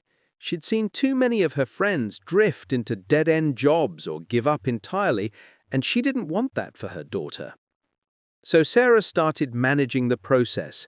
She'd check Chloe's application tracker every day. She'd remind her to follow up. She'd critique every CV draft. She meant well, but Chloe was getting more and more frustrated. One day, Chloe snapped. "Mum, I can't do this with you hovering over me all the time. I need to figure this out on my own." Sarah was hurt. She came to me and said, "I'm just trying to help. Why is she pushing me away?" I asked her, "If you were learning to drive and someone kept grabbing the wheel every time you made a mistake, how would you feel?" She thought about it. "I'd feel like they didn't trust me." Exactly. Sarah decided to try something different. She told Chloe, "I'm sorry for taking over. I trust you to handle this, but I'm here if you need me." And then she stepped back. It was hard. She wanted to check in every day. She wanted to remind Chloe to apply. She wanted to make sure things were moving forward. But she didn't. She waited for Chloe to come to her. And eventually, Chloe did. "Mum, can you help me practice for an interview?" she asked one day. Sarah was thrilled, not because she got to be involved, but because Chloe had asked. She wasn't taking over, she was being invited in. They practiced together. Chloe got the job, and Sarah learned that her daughter was more capable than she'd given her credit for. "I realized," she told me later, "that my job isn't to make sure she succeeds, it's to make sure she knows I believe she can do it." That's the shift every parent needs to make. What teens actually need from parents? I've asked hundreds of young people what they need from their parents during the job search. Here's what they say. Belief. I need my parents to believe I can do this even when I don't believe it myself. Space. I need room to try, fail, and figure it out without them jumping in to fix everything. Encouragement. I need them to celebrate the small wins, like sending an application or getting an interview, not just the final outcome. Perspective. I need them to remind me that rejection isn't the end of the world and that everyone goes through this. Practical help when asked. I need them to be available when I ask for help, but not to force help on me when I don't want it. Notice what's not on that list. I need my parents to do it for me. Your teen doesn't need you to take over, they want you to be their safety net, not their driver. So when should you step in, and when should you step back? Step in when your teen asks for help. Your teen is genuinely stuck and has tried multiple approaches without success. Your teen is being treated unfairly or unsafely, for example, an employer asking inappropriate questions, unsafe working conditions. Step back when your teen is making progress, even if it's slower than you'd like. Your teen is learning from mistakes. Your teen hasn't asked for your input. And here's the key. Even when you step in, don't take over. Offer guidance, not solutions. Ask questions, don't give orders. For example, instead of, "Here's what you should do," try, "What do you think your options are?" Instead of, "Let me handle this," try, "How can I support you with this?" Your job is to coach, not to play the game for them. What this means for you. For parents, check yourself. Are you supporting or taking over? If you're not sure, ask your teen. Say, "Am I helping or am I being too much?" And then actually listen to their answer. Focus on effort, not outcomes. Celebrate when your teen sends applications, practices interviews, or reflects on what they've learned, Not just when they get a job. Let them own their decisions. Even if you think they're making the wrong choice, let them make it. Unless it's genuinely dangerous. They'll learn more from a wrong choice they made themselves than from a right choice you made for them. Be the safety net, not the helicopter. Your job is to catch them if they fall, not to prevent them from ever falling. For teens, if your parents are taking over, talk to them. Say, I know you're trying to help, but I need to do this myself. Can you support me without managing me? Most parents will respect that if you say it clearly and calmly. Ask for help when you need it. Don't shut your parents out completely. They've got experience and perspective that can be valuable. Just make sure you're inviting them in, not letting them take over. For educators, help parents understand the line between support and takeover. Offer workshops or resources on how to empower teens without controlling them. Encourage parents to focus on the process, not just the outcome. Share data showing that resilience and decision-making skills matter more than landing the perfect first job. The goal isn't to get parents out of the picture. It's to get them in the right part of the picture. Your teen needs you, but they need you as a partner, not a manager. So step back, trust them, believe in them, and watch them surprise you. Chapter 8. From No to Know, Turning Rejection into Data. The text came through at 4:47 p.m. on a Thursday. Didn't get it. I'm done. It was from a lad named Callum, 18 years old, and had been applying for jobs for about a month. This was his third rejection in 2 weeks, and he was ready to give up. I called him. What happened? They said I didn't have enough experience. Same thing everyone says. I can't get experience if no one will hire me, so what's the point? Did they say anything else? I asked. Not really, just a generic email. Thank you for your interest. We've decided to move forward with other candidates. The usual. Okay, I said. So what did you learn? He was quiet for a second. What do you mean, what did I learn? I learned I'm not good enough. No, I said, that's not what you learned. You learned that this particular employer wanted someone with more experience. That's not about you being good enough, that's about fit. So, what are you going to do with that information? Another pause. I don't know. All right, I said, here's what we're going to do. Every time you get a rejection, we're going to treat it like data, not like a judgment, data. And we're going to use that data to get better. Sound good? He didn't sound convinced, but he agreed. 3 months later, Callum had a job. And when I asked him what made the difference, he said, I stopped taking rejection personally. I started asking, what can I learn from this? And once I did that, everything changed. That's what this chapter is about, turning rejection from something that defeats you into something that teaches you. Why rejection feels personal, even though it isn't. Let's be honest, rejection sucks. It doesn't matter how many times someone tells you it's not personal, or it's just part of the process. When you get that email or that phone call saying no, it feels personal. And there's a reason for that. Our brains are wired to interpret rejection as a threat. Back when we lived in small tribes, being rejected by the group could literally mean death. So our brains learned to treat rejection as dangerous. That's why it hurts. That's why it makes you want to give up. Your brain is trying to protect you by saying, stop putting yourself out there. It's not safe. But here's the thing.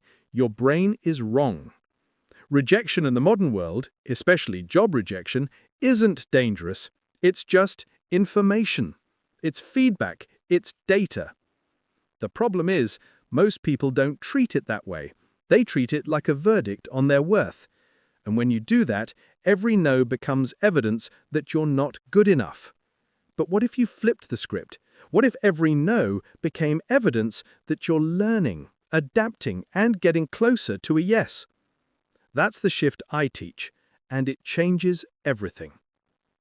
The 3 types of rejection, and what to learn from each. Not all rejections are the same, and once you understand the different types, you can extract different lessons from each. Type 1. The silent rejection. This is when you apply and never hear back. No email, no phone call, nothing. It's frustrating, but here's what it usually means. Your application didn't make it past the first filter. Maybe the job description asked for specific qualifications you didn't mention. Maybe your CV wasn't formatted in a way that was easy to scan. Maybe they got 200 applications and yours just didn't stand out. What to learn? Your application needs to be clearer and more targeted. Look at the job description again. Did you use the same keywords they used? Did you make it obvious that you meet their requirements? If not, adjust. Type 2. The generic rejection. This is the "thank you for your interest, but we've decided to move forward with other candidates" email. It's vague and it doesn't give you much to work with, but here's what it usually means. You were in the running, but someone else was a better fit. Maybe they had more experience. Maybe they had a specific skill the employer needed. Maybe they just clicked better in the interview. What to learn? You're doing something right. You're getting past the first filter, but you need to find ways to stand out more. Maybe that's gaining a specific skill. Maybe that's improving your interview technique. Maybe that's applying to roles that are a better fit for your current experience level. Type 3. The specific rejection. This is when an employer actually tells you why you didn't get the job. We were looking for someone with more experience in X. We felt your communication skills weren't quite at the level we needed. We decided to go with an internal candidate. This is the most valuable type of rejection because it gives you something concrete to work on. What to learn? Take the feedback seriously. If they said you need more experience, find ways to get it. Volunteer work, short-term projects, online courses. If they said your communication needs work, practice. If they went with an internal candidate, that's not about you at all, just bad timing. The story of Aisha, harvesting lessons from rejection. Let me tell you about Aisha. She was 19, she used to bring her nephew in for a haircut, and she had been applying for jobs for about a month. She had been rejected from 12 positions. She was ready to give up. "I'm obviously doing something wrong," she said, "but I don't know what." So I asked her to bring me every rejection she had received. We went through them one by one. Rejection 1 to 4. No response at all. Lesson. Her CV wasn't getting past the initial filter. We looked at the job descriptions and realized she wasn't using the right keywords. She was describing her skills in her own words, but employers were scanning for specific terms. We adjusted her CV to mirror the language in the job postings. Rejection 5 to 8. Generic, we've moved forward with other candidates emails. Lesson. She was getting noticed, but not standing out. We worked on her cover letters, making them more specific to each role. Instead of, "I'm a hard worker," she wrote, "In my volunteer role at the community center, I managed a schedule for 15 volunteers and organized 3 events, which taught me how to coordinate multiple tasks under pressure." Rejection 9 to 10. She got to the interview stage but didn't get the job. Lesson. Her interview skills needed work. We did mock interviews and I recorded her on my phone so she could watch herself back. She realized she was giving one-word answers and not making eye contact. We practiced until she felt more confident. Rejection 11 to 12.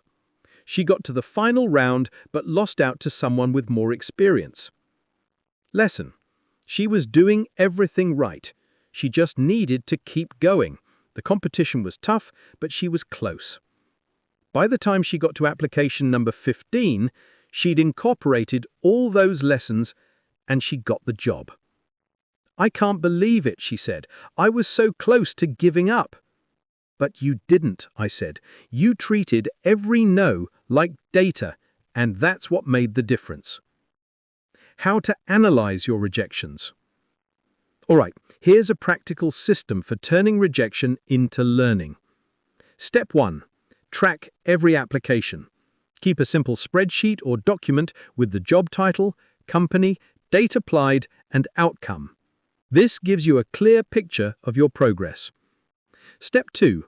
Categorize your rejections: silent, generic, or specific. Knowing which type you're getting most often tells you where to focus. Step 3. Look for patterns. Are you getting rejected at the same stage every time? Are certain types of jobs more responsive than others? Patterns reveal what's working and what's not. Step 4. Ask for feedback. If you get a generic rejection, reply and politely ask if they can share any feedback. Most won't respond, but some will, and that information is gold. Step 5. Adjust and try again. Use what you've learned to improve your next application. Then send it. Don't wait until everything's perfect, just make it better than last time. Reframing rejection. It's not about you. Here's the mindset shift that changes everything. Rejection isn't about your worth. It's about fit. When an employer says no, they're not saying you're a bad person or that you'll never succeed. They're saying this particular role, at this particular company, at this particular time, isn't the right fit. That's it. Maybe they needed someone with a specific skill you don't have yet. Maybe they had an internal candidate they were always going to choose. Maybe they got 150 applications and could only interview 5. Maybe the hiring manager's cousin applied and they felt obligated. None of that is about you. But when you take it personally, you make it about you, and that's when rejection becomes paralyzing. So, here's what I tell every young person I work with. Every no is just clearing the path to your yes. You don't want a job where you're not the right fit. You don't want to work for an employer who doesn't See your value. Every rejection is just eliminating an option that wasn't going to work out anyway.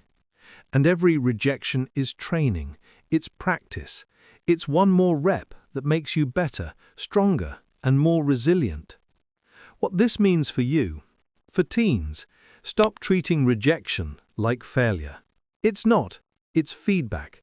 Every no teaches you something about the job market, about what employers want, about how to present yourself better. Keep a rejection journal. Write down every rejection and what you learned from it. Over time, you'll see that you're not stuck, you're improving. Remember, you only need one yes. It doesn't matter if you get 50 no's along the way. The only one that counts is the one that works out. For parents, when your teen gets rejected, don't try to fix it or make them feel better with empty reassurances. Instead, ask, what do you think you can learn from this? Help them see rejection as data, not defeat. Share your own rejection stories. Let them know that everyone, including you, has been told no many times. Normalize it. Celebrate effort, not just outcomes. When your teen sends an application or goes to an interview, that's worth celebrating even if it doesn't lead to a job. For educators, teach students that rejection is part of the process, not a sign of failure. Build resilience by normalizing rejection and showing them how to learn from it. Bring in guest speakers who can share their rejection stories and how those rejections led to better opportunities. Create a rejection wall where students can anonymously post their rejections and what they learned. Show them they're not alone. Rejection isn't the end, it's just information. And when you learn to treat it that way, it loses its power over you. So the next time you get a no, don't spiral, don't give up, don't take it personally. Just ask, what can I learn from this? And then use that knowledge to get better, because every no is training for your eventual yes. Chapter 9. The Confidence Curve. Bandura, Barber Chairs, and the Science of Doing. There's a moment every barber knows. It's when you hand a new apprentice the clippers for the first time and watch them freeze. They've watched you do 100 fades. They've practiced on mannequin heads. They know the theory. But now there's a real person in the chair, and their hands are shaking. "I can't do this," they say. And I always say the same thing. You can't do it yet, but you will. You just need reps. Because here's the truth. Confidence doesn't come from feeling ready. It comes from doing the thing over and over until you realize you can. That's not just barbershop wisdom. That's science. A psychologist named Albert Bandura spent his entire career studying how people build confidence, or as he called it, self-efficacy. And what he found was simple but powerful. The most effective way to build confidence is through mastery experiences. Not positive thinking, not visualization, not affirmations. Doing. You build confidence by doing the thing, getting feedback, adjusting, and doing it again, over and over, until one day you realize you're not scared anymore. You're just competent. That's the confidence curve, and understanding it changes everything. The 4 stages of the confidence curve. When you're learning something new, whether it's cutting hair, applying for jobs, or making decisions, you go through 4 predictable stages. Stage 1. Unconscious incompetence. You don't know what you don't know. This is the very beginning. You're excited, maybe a bit naive. You think, how hard can it be? In the job search, this is when you send your first application and assume you'll hear back in a few days. You don't yet know how competitive it is, how many applications employers get, or how long the process takes. You're not confident, but you're not worried either. You just don't know enough to be worried. Stage 2, conscious incompetence. You know you don't know. This is the hard part. You've sent a few applications and gotten nothing back. Or you've done an interview and it went badly. Suddenly, you realize this is harder than I thought. This is where most people quit. Because now you're aware of how much you don't know and it's overwhelming. You feel incompetent and you're painfully conscious of it. In the barbershop, this is when the apprentice has done 5 bad haircuts and is convinced they'll never get it right. In the job search, this is when you've been rejected 10 times and you're thinking, maybe I'm just not cut out for this. This stage sucks, but it's also the most important one because this is where growth happens. Stage 3, conscious competence. You know, but you have to think about it. This is when things start to click. You're getting better, but it still takes effort. You have to think about every step. You're not smooth yet, but you're functional. In the barbershop, this is when the apprentice can do a decent fade, but they're concentrating hard the whole time, checking and rechecking every line. In the job search, this is when you figured out how to write a decent CV, you know what to say in interviews, and you're starting to get responses. It's still nerve-wracking, but you're seeing progress. Stage 4, unconscious competence. You just do it. This is mastery. You don't have to think about it anymore. It's automatic. You're confident because you've done it so many times that it's second nature. In the barbershop, this is when the apprentice can chat with the customer, listen to music, and still deliver a perfect fade without breaking a sweat. In the job search, this is when you can send applications without agonizing over every word, walk into interviews feeling calm, and evaluate offers with clarity. You're not confident because you're naturally talented. You're confident because you've done the reps. Why most people quit at stage 2? Here's the problem. Stage 2, conscious incompetence, feels terrible. You're aware of how much you don't know, you're making mistakes, you're getting rejected, and your brain is screaming at you to stop. This is where people say, "I'm just not good at this," or "this isn't for me," or "I'll never figure it out." But here's the truth. Everyone goes through stage 2. Everyone. The people who succeed aren't more talented or naturally confident, they just push through stage 2 instead of quitting. Let me tell you about a lad named Dev. Dev came to me after sending about 8 applications and getting 0 responses.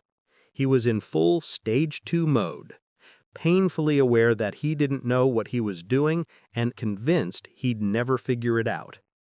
"I think I'm just bad at this," he said. "You're not bad at it," I told him. "You're just early in the process. You're in the hard part. But if you keep going, it gets easier." He didn't believe me, but he agreed to try. We worked on his CV. We practiced his interview technique. He kept sending applications, 10 a week, like I'd taught him. For the first few weeks, nothing changed. He was still in stage 2. But then, slowly, things started to shift. He got an interview request, then another, then an offer. By week 8, he had 3 offers on the table and was evaluating which one to take. I can't believe how different this feels.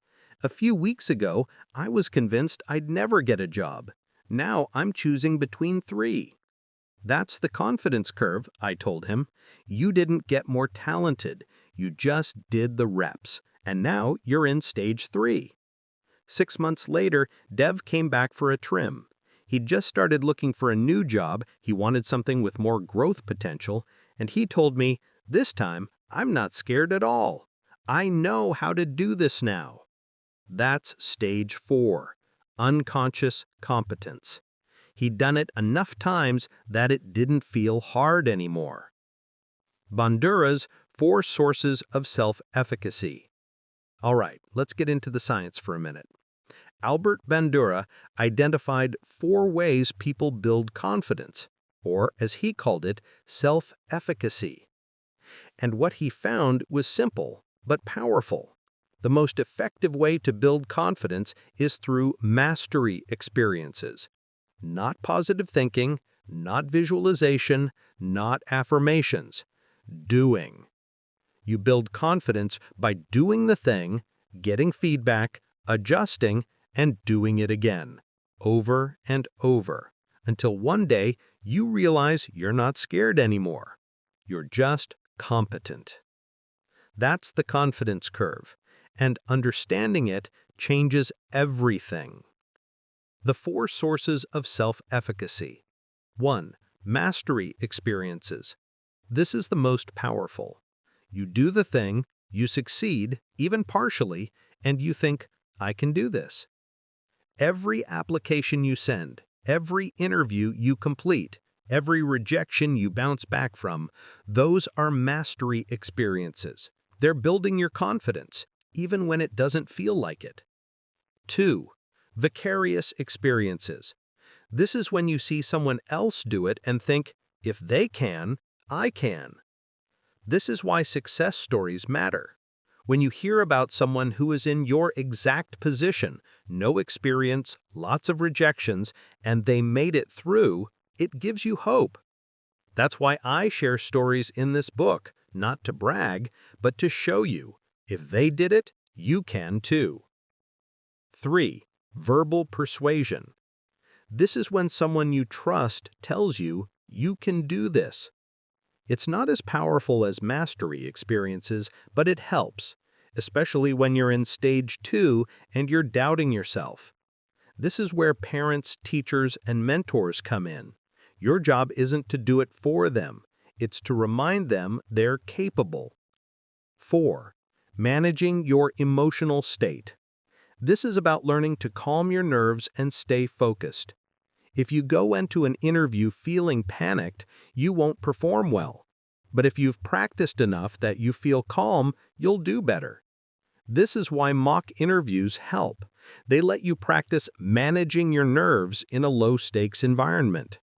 Of these four, mastery experiences are by far the most powerful.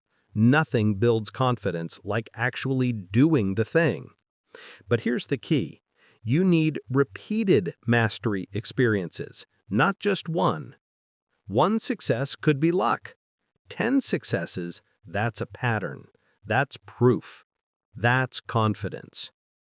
The confidence curve in action, a visual. Imagine a graph. On the horizontal axis, you've got number of attempts. On the vertical axis, you've got confidence level. At the beginning, your confidence is low. You're in stage 1. You don't know what you don't know. Then it drops even lower. You're in stage 2. You're painfully aware of your incompetence. This is the valley. This is where most people quit. But if you keep going, the line starts to climb. Slowly at first, then faster. You're in stage 3, you're getting better, and you can feel it. Eventually, the line levels off at a high point. You're in stage 4. You're confident because you've done it so many times that it's automatic. That curve, the dip and then the climb, is universal. Everyone goes through it.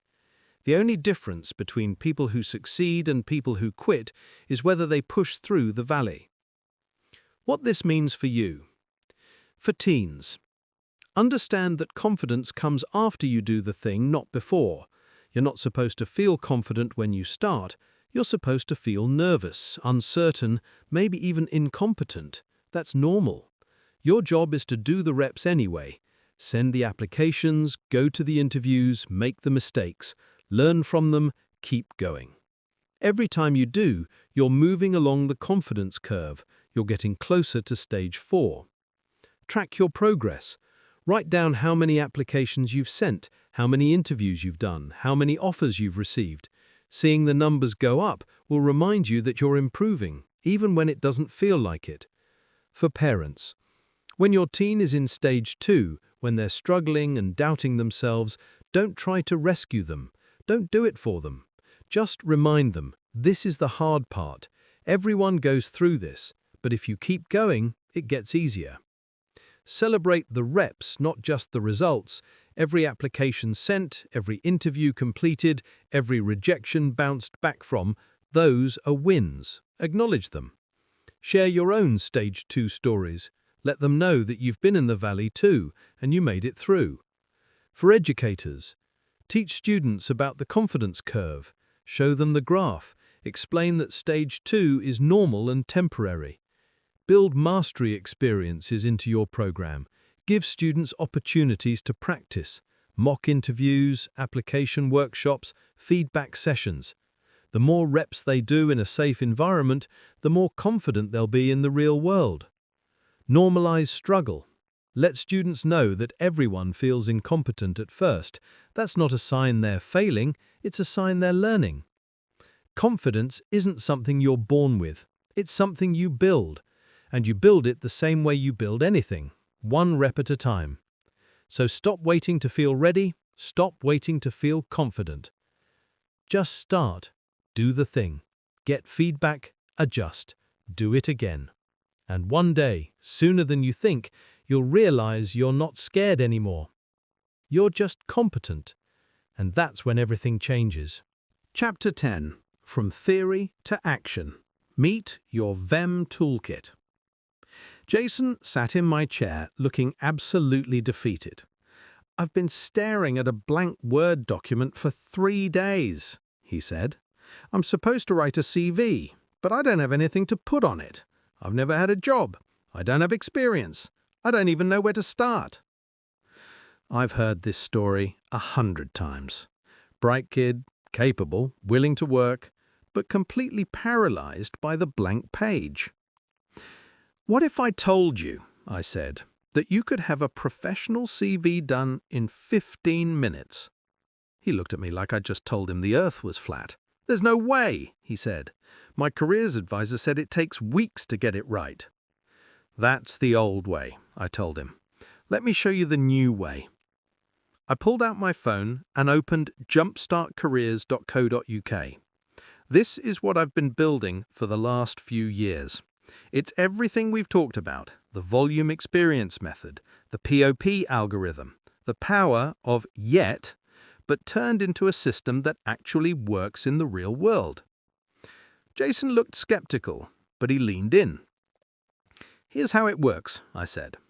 "You answer some questions about yourself: school projects, volunteering, part-time work, even hobbies. The AI takes what you tell it and translates it into professional language. No blank page, no staring at the screen wondering what to write. Just answer the questions, and it builds your CV for you." "That sounds too easy," he said. "It is easy," I said. "That's the point. We've been making this harder than it needs to be." Jason signed up right there in the chair. 15 minutes later, he had a CV. A real professional CV that highlighted his volunteer work at a youth club, his role organizing a school fundraiser, and his part-time babysitting experience, all translated into skills employers actually care about: communication, organization, reliability, problem-solving. He stared at his phone. "I can't believe I've been putting this off for 3 days. This took 15 minutes. "Exactly," I said. "And now you can start applying, because that's where the real work begins." 2 months later, Jason came back with a job offer. But more than that, he came back with confidence. He'd sent over 60 applications, had 12 interviews, and learned exactly what he wanted. He didn't just get a job, he got the right job. That's what the platform does. It removes the barriers that keep young people stuck, and it gives them the tools to implement them in the real world. Let me show you how. The 5 pillars, your VEM toolkit. When I built jumpstartcareers.co.uk, I had one goal: turn VEM theory into practical action. Because theory is useless if you can't apply it. And most young people don't need more advice. They need a system that actually works in the real world. So I built 5 pillars, 5 tools that work together to take you from "I don't know where to start" to "I've got multiple offers and I'm choosing the best one." Here's how it works. Pillar 1, the AI-powered CV builder, the 15-minute revolution. The biggest barrier to job searching isn't lack of ability. It's a blank page. You sit down to write a CV, and you freeze. What should I write? How do I say it? What if it's not good enough? So you spend days, sometimes weeks, agonizing over every word. And in the meantime, you're not applying. You're stuck. The AI-powered CV builder solves that. Here's how it works. You log in, and the platform asks you a series of simple questions. What school projects have you worked on? Have you done any volunteering? Do you have any part-time work experience?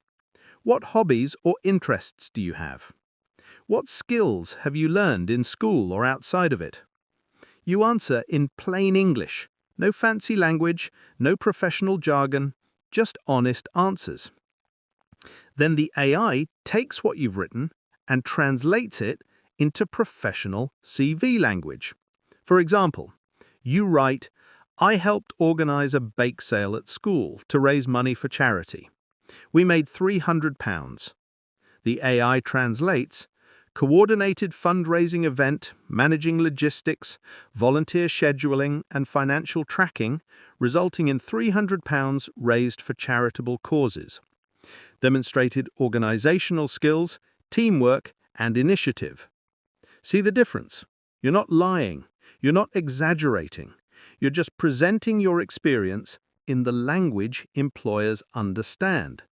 And it takes 15 minutes. Jason wasn't unique. I've watched hundreds of young people go from "I have nothing to put on my CV" to I've got a professional CV ready to send, in less time than it takes to watch an episode of their favorite show. That's the 15-minute revolution, and it changes everything. Because once you've got a CV, you can start applying. And once you start applying, you're in the game. Pillar 2, the volume application system. Swipe right on your future. All right, you've got a CV. Now what? Most job boards are overwhelming. Thousands of listings, complicated filters. You spend an hour searching and end up more confused than when you started. The volume application system is different. It's designed like a dating app because that's what works for this generation. You see a job, you swipe right if you're interested. You swipe left if you're not. But here's the key. The platform tracks your volume. Remember, the VEM philosophy is 10 applications per week. That's the baseline. That's what creates options. So the platform shows you exactly how many applications you've sent this week. It gamifies the process. You get a progress bar. You get notifications. You get a little dopamine hit every time you hit your target. And here's the best part. The platform auto-fills your application. You've already entered your information once, your CV, your contact details, your availability. So when you apply for a job, the platform fills in the forms for you.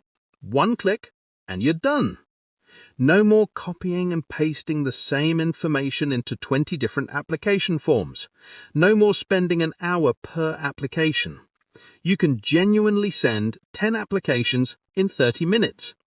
That's how you create volume without burning out. Pillar 3, the mock interview AI, practice without the pressure. Here's the thing about interviews. Most people are terrible at them the first time, and the second time, and the third time. Not because they're not capable, but because they haven't practiced. You wouldn't expect someone to play a piano recital without practicing. You wouldn't expect someone to run a marathon without training. But we expect young people to walk into interviews, high-pressure, high-stakes situations with zero practice. That's insane. The mock interview AI solves that. Here's how it works. You select a job you're applying for. The AI generates realistic interview questions based on that specific role and company.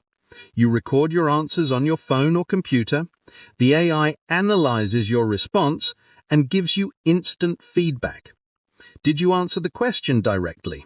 Did you give specific examples? Did you speak clearly and confidently? Did you use filler words like or like too much? You get a score, you get suggestions for improvement, and then you try again. You can do this as many times as you want. No judgment, no pressure, just practice. And here's the bonus. The platform researches the company for you. It pulls information from the company's website, reviews, and social media. It tells you what the company values, what their culture is like, what questions they're likely to ask. So when you walk into the real interview, you're not guessing, you're prepared. I've watched kids go from stumbling over their words in the first mock interview to delivering confident, polished answers by the 10th. And that confidence shows up in the real interviews. Pillar 4, the online presence builder, your 24/7 job interview. Here's something most young people don't realize. Employers Google you. Before they invite you for an interview, they're looking you up online. They're checking your social media. They're seeing what comes up when they search your name. And if what they find is a bunch of dodgy photos from a party 2 years ago, or a Twitter account full of complaints, or nothing at all, that's a problem. Your online presence is your 24/7 job interview. And most young people have no idea how to manage it. The Online Presence Builder walks you through it step by step. How to set up a professional LinkedIn profile even if you have no experience. How to clean up your social media so it works for you, not against you. How to create a simple personal website or portfolio if you want to go the extra mile. How to make sure the first thing employers see when they Google you is something impressive. It's not about being fake or pretending to be someone you're not. It's about presenting your authentic self. What your hit rate is, the percentage of applications that lead to interviews. But here's the key. It celebrates effort, not just outcomes. You get points for sending applications. You get badges for hitting your weekly target. You get progress bars that fill up as you move through the process. Because here's the truth. You can't control whether an employer says yes, but you can control how many applications you send. You can control how much you practice. You can control your effort. And when you see that effort visualized, when you see the numbers going up, the progress bars filling, the badges unlocking, it keeps you motivated. It reminds you that you're not stuck, you're moving forward. How it all works together. All right, let me show you what this looks like in practice. You sign up for Jumpstart-Careers.co.uk. You spend 15 minutes building your CV using the AI tool. You've got a professional CV ready to go. You open the volume application system. You swipe through jobs. You find 10 that look interesting. You apply to all 10 in 30 minutes because the platform autofills your information. You get 3 interview requests. You use the mock interview AI to practice. You do 5 mock interviews for each company. By the time the real interview comes, you're calm and confident. You check the company research the platform provides. You know what they value. You know what questions they're likely to ask.